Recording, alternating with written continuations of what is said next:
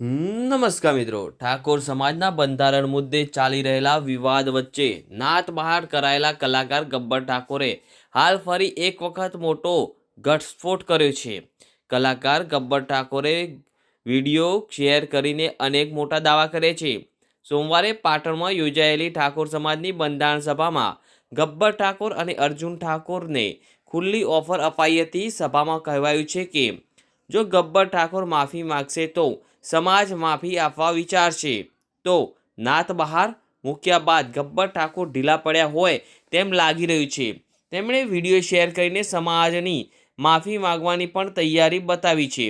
સાથે જ ગબ્બર ઠાકોરે સમાજને વિનંતી કરી છે કે ગેનીબેન અને અલ્પેશ ઠાકોર ભેગા થઈને પહેલાં નક્કી કરે, કારણ કે ગેનીબેન અને અલ્પેશભાઈ ડીજેને લઈને જ સ્પષ્ટ નથી.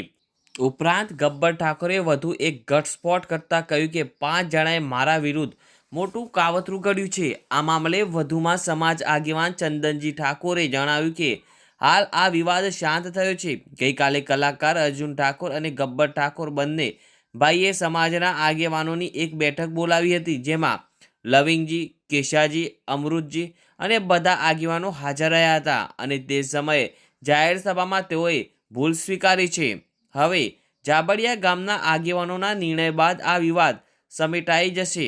જોકે બંધારણમાં જરૂરી ફેરફાર જણાઈ રહ્યા છે. એક વર્ષ સુધી તો એમને એમ જ યથાવત રહેશે.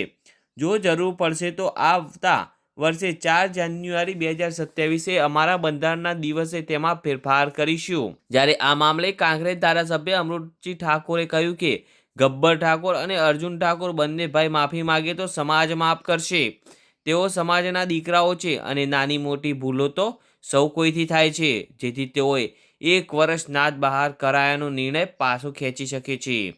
જ્યારે રહી વાત ઠાકોર સમાજના બંધારણમાં રાસ ગરબા ડીજેના મુદ્દાની, તો આ મામલે આગામી 10 દિવસમાં અમે ચર્ચીશું. સાથે જ સમાજ આગેવાન લેબજી ઠાકોરે પણ ડીજે બંધનો નિર્ણય યથાવત રાખવાની વાતને સમર્થન આપ્યું હતું.